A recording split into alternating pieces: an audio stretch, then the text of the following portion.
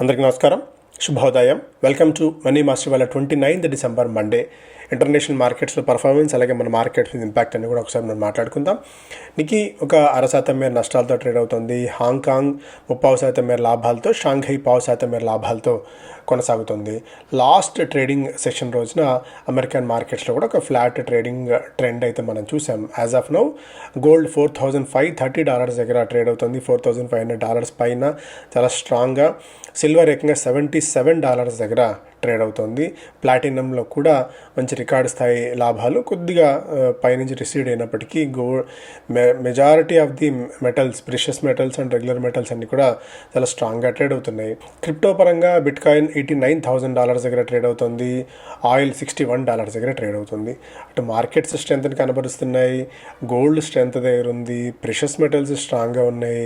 ఒక different set of వరల్డ్లో మనం ఉన్నాము అని చెప్పి ఇప్పుడు చెప్పుకోవాలి. ఇది ఇంటర్నేషనల్ మార్కెట్స్ నుంచి అప్డేట్స్ పరంగా. స్పెసిఫిక్ స్టాక్స్ పరంగా మనం ఒకసారి మాట్లాడుకున్నట్టయితే, markets witnessed a marginal decline after 2 sessions of range bound movement. ఎందుకంటే మార్కెట్స్లో కొద్దిగా రేంజ్ బౌండ్ మూమెంట్ ఈ హాలిడే సీజన్లో మనం ఉన్నాం కాబట్టి వాల్యూమ్స్ కూడా బాగా తక్కువగా ఉన్నాయి.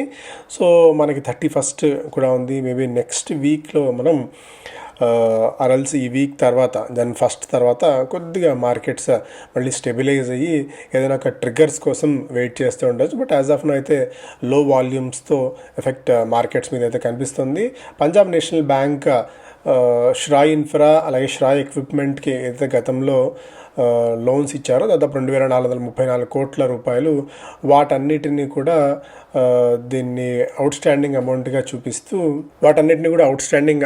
చూపిస్తుంది. అండ్ ఈ వీటిల్లో దాదాపు 1,250 కోట్ల రూపాయల మేర 100% ప్రొవిజన్స్ ఇచ్చినట్టుగా కూడా చెప్తుంది. అంటే దాదాపు 2,500 కోట్ల రూపాయలు, 1,200 కోట్ల రూపాయలు ఇక కోల్పోవాల్సిన పరిస్థితి శ్రాయ్ ఇన్ఫ్రాకి, శ్రాయ్ గ్రూప్కి గతంలో పంజాబ్ నేషనల్ బ్యాంక్ ఇచ్చిన డబ్బులు అప్పుల రూపంలో. ఈ గత కొద్ది రోజుల నుంచి ఈ ఇన్వెస్టర్ విధానంలో వాళ్ళు అవలంబించిన విధానాలు, ఈ గొడవల నేపథ్యంలో కొద్దిగా మార్కెట్ షేర్ తగ్గింది. 65.6% నుంచి 63.6కి తన మార్కెట్ షేర్ తగ్గింది. బట్ స్టిల్ 60% పైనే డామినెన్స్ కొనసాగిస్తుంది ఇండిగో. కోల్ ఇండియాలో కొన్ని మేజర్ డెవలప్మెంట్ జరగబోతున్నాయి. మేనేజ్మెంట్ చేంజెస్తో పాటు పిఎంఓ నుంచి ఒక న్యూస్ కూడా వస్తుంది. To improve governance and accountability, the PMO has directed the coal ministry to map and list all the subsidiaries of state run CL by 2030. 2030 నాటికి coal India అనుబంధంగా ఉన్న మిగిలిన కంపెనీస్ అన్నిటిని కూడా లిస్ట్ చేయాలి అని చెప్పి ప్రభుత్వ ప్రతిపాదనగా ఉంది, ప్రభుత్వ ఆలోచనగా ఉంది. దీనివల్ల గవర్నెన్స్ స్ట్రీమ్లైన్ చేయడంతో పాటు ట్రాన్స్పరెన్సీ ఉంటుంది అండ్ వాల్యూ అన్లాకింగ్ కూడా జరుగుతుంది అనేది ప్రభుత్వం చెప్తున్నమాట. గతంలోనే అనుకున్నాం వాళ్ళ దగ్గర ఉన్న cold fields, eastern cold fields కానీ అలా మొత్తం 8 సబ్సిడరీస్ ఉన్నాయి. ఆ 8 సబ్సిడరీస్ని కూడా లిస్ట్ చేయాలి. అంటే అన్నిట్లో లిస్ట్ చేస్తారా లేదా అనేది మనకు తెలియదు కానీ, బట్ యాజ్ ఆఫ్ నో అయితే the listing process for Bharat coking coal limited is in full stream with absolutely no holds or delays. So as of now అయితే ఇమీడియట్గా భారత్ కోకింగ్ కోల్ మేబీ లిస్టింగ్కి వచ్చే ఆలోచన త్వరగానే ఉన్నట్టు కనిపిస్తోంది.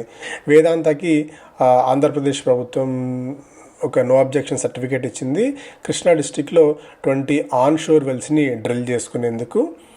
సిగాచి ఇండస్ట్రీస్లో ఎండీ CEO అమిత్ రాజ్ సిన్హా రిమాండ్లోకి తీసుకున్నారు. హైదరాబాద్ యూనిట్లో జరిగిన ఫైర్ యాక్సిడెంట్ నేపథ్యంలో టైమెక్స్ గ్రూప్లో తమ ప్రమోటర్లు 9% మేర వాటాని ఆఫర్ ఫర్ సేల్ ద్వారా విక్రయించబోతున్నారు. ఐటీ సర్వీసెస్ కంపెనీ కోఫోర్జ్ యుఎస్కి చెందిన ఒక కంపెనీని నో క్యాష్ డీల్లో షేర్ స్వాప్లో భాగంగా కొనుగోలు చేసింది. దాని గురించి మళ్ళీ మనం మాట్లాడుకుందాం డీటెయిల్డ్గా.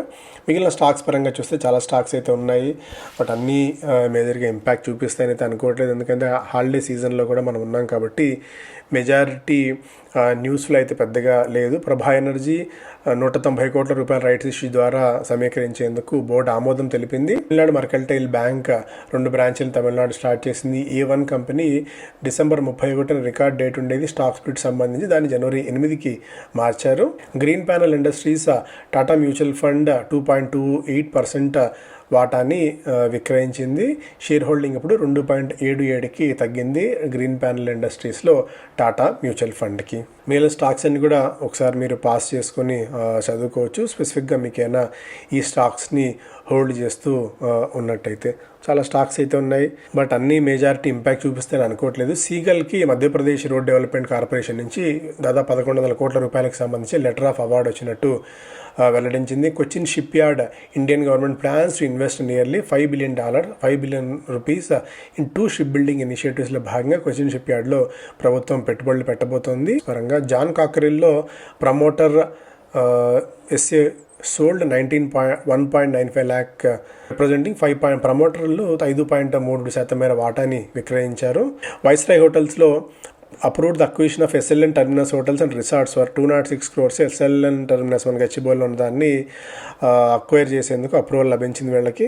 ఇంతకుముందు చెప్పుకున్నట్టు రమేష్ దమాని గారు జాన్ కాకరెల్లో ఏదైతే ప్రమోటర్లు వాటా విక్రయించారో అందులో రమేష్ దమాని 27 లక్షల షేర్లని ఆయన కొనుగోలు చేశారు. Saints warm welcome not extending to long stays. Almost half of the companies that debuted in public market this year now trading below IPO price. IPO price కంటే దాదాపు కొన్ని స్టాక్స్ అయితే కింద దిగువన ట్రేడ్ అవుతున్నాయి అన్నట్టుగా కూడా ఒక అప్డేట్ చూడవచ్చు. సో దాని గురించి కూడా మళ్ళీ మనం ఒకసారి చూస్తే ఇందులో మెజారిటీ పెద్ద companies like Tata capital 4% IPO price నుంచి వస్తే పాజిటివ్గా ఉంది. HDB financial services just 2.3% plus up, and LG electronics 33%, and ICICI Pru management 21% ప్లస్లో ట్రేడ్ అవుతుండగా మెజారిటీ టాప్ గెయినర్స్లో స్టాలియన్ 146% మేర లాభాలతో ఉంది. ఐపీఓ ప్రైస్ నుంచి ఇప్పుడు సిఎంపి చూస్తే అయితే ఇన్ఫోటెక్, అథర్ ఎనర్జీ లాంటివన్నీ కూడా లాభాల్లో ఉండగా నష్టపోయిన వాటిల్లో 52%, కనిష్టంగా 32 నుంచి గరిష్టంగా 52% నష్టపోయిన వాటిల్లో Glottis, Gem Aromatics, Aris infra, Lakshmi dental, Seshasai ఇవన్నీ కూడా నష్టాలతో ఉన్న ఇవి. ఎందుకంటే విపరీతంగా ఐపీఓస్ వచ్చిన తరుణంలో మార్కెట్స్ కొద్దిగా వీటిని డైజెస్ట్ చేసుకోవడానికి కూడా టైం పడుతుంది. TCS reboot on to become ready for AI-led future. First quarter after GST reset it's faster moving consumer goods. So GST reset తర్వాత ఎఫ్ఎంసీజీ కంపెనీస్లో చాలా స్ట్రాంగ్ గెయిన్స్ అయితే కనిపిస్తున్నాయి. ఈ క్వార్టర్లో lower prices make for heavier basket అన్నట్టుగా కూడా ఒక అప్డేట్ మనం చూడవచ్చు. సో అవన్నీ కూడా ఫస్ట్ పేజ్ అంశాలు. Nifty faces 26,200 hurdle, indicators flag uncertainty. ఈ పాయింట్ ఆఫ్ టైంలో కొద్దిగా అన్సర్టనిటీ ఉండవచ్చు అనేది కూడా ఒక ఇది చూస్తున్నాం. ఎందుకంటే ఈ లెవెల్స్ దగ్గర గరిష్టంగా, ఎందుకంటే ఎలాంటి పెద్ద ట్రిగ్గర్స్ కూడా ఏమి మార్కెట్స్కి లేవు కాబట్టి ఈ పాయింట్ ఆఫ్ టైంలో మార్కెట్స్ కొద్దిగా మనకి ఆచితూచి అడుగులు వేస్తున్నాయి. Nifty is hovering with a well defined range of 26,300 to 25,700 near its all time highs. The index is expected to undergo further price and time wise correction before registering a decisive breakout. Okay, ఏదైనా ఒక breakout ఏదైనా up side కానీ down side కానీ ఏదైనా breakout కావాలంటే మార్కెట్స్కి volumes కూడా కొద్దిగా సహకరించాలి. ఈ పాయింట్ ఆఫ్ టైంలో కొద్దిగా మార్కెట్స్ 25,700 and 26,300 రేంజ్లో కదలాడే అవకాశాలు ఉన్నాయన్నట్టుగా కూడా అసిత్ మెహతా వీళ్ళు బ్రోకింగ్ కంపెనీ చెప్తోంది. ఈ 2 స్టాక్స్ని వీళ్ళు రికమెండ్ చేస్తున్నారు with target price and stop loss Lupin and Varun beverages. Centrum broking ఏమో APL, Apollo tubes and Titan recommend చేస్తుంది with stop loss and target price. Axis securities, RVNL and Dalmia Bharat స్టాక్స్ని రికమెండ్ చేస్తారు with trading price and with target price and stop loss. మీరు ఒకసారి pass చేసుకొని చదువుకోవచ్చు. Already మాట్లాడుకున్నాం, PM already మాట్లాడుకున్నాం. Ola EV market share మెల్లిగా తగ్గుతోంది. 2025లో దాదాపు సగం అవ్వడం కూడా మనం ఇక్కడ చూస్తున్నాం. ఎందుకంటే మెజారిటీ ఆఫ్ ది కంపెనీస్ మార్కెట్స్లోకి రావడం. ఒకప్పుడు 36.7% మార్కెట్ షేర్ ఇప్పుడు కేవలం 16% పరిమితం అయింది.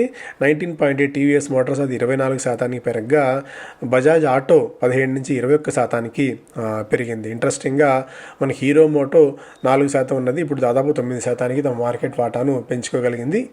అలాగే Encora seems a timely deal but Coforge will have to forge it well. Coforge ఈ పాయింట్ ఆఫ్ టైంలో, ఎందుకంటే యుఎస్లో వాటా కొనుగోలు చేసిన ఈ తరుణంలో ఏఐ లెడ్ ఇంజనీరింగ్ క్యాపబిలిటీస్ని మరింతగా పెంచుకోవాలన్న థాట్లో కంపెనీ కూడా ఉంది.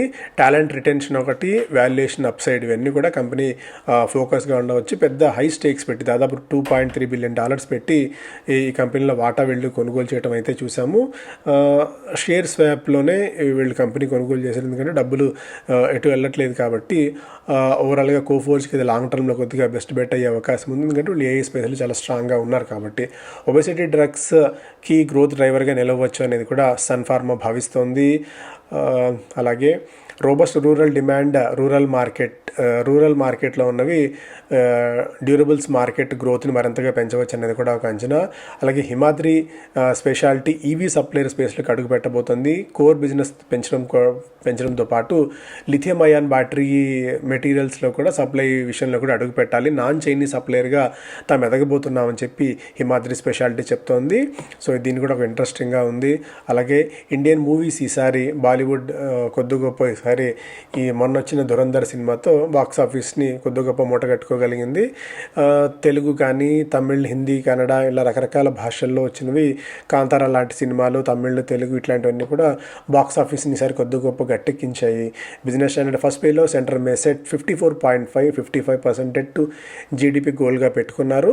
ఎంఏఏల్లో ఫ్రైట్ కర్బ్స్ అనేవి ఇండియా ఎక్స్పోర్ట్స్ని ఈసారి కొద్దిగా గొప్ప ఇంపాక్ట్ చూపించవచ్చు. ఎందుకంటే వాళ్ళ ముంబై ఎయిర్పోర్ట్లో కార్గో ఫ్లైట్స్ని కొద్దిగా ప్రస్తుతానికి 10 నెలల పాటు బ్రేక్ విధించాలి. ఎందుకంటే కొత్త స్ట్రిప్ని నిర్మించేందుకు, కొత్త స్ట్రిప్ని ఏర్పాటు చేసేందుకు బ్రేక్ ఇవ్వాలని చెప్పిన తరుణంలో కార్గో ఇంపాక్ట్ బాగా ఉంటుందని చెప్పి కార్గో కంపెనీస్ అన్ని కూడా భావిస్తున్నాయి. ఇవన్నీ ఫస్ట్ పేజ్ అంశాలు అవగా tier stocks to ride demand margin tailwinds. Global uncertainties ఉన్నాయి. క్రూడ్ బాగా తక్కువగా దొరుకుతుంది. ఆటో సేల్స్ బాగున్నాయి.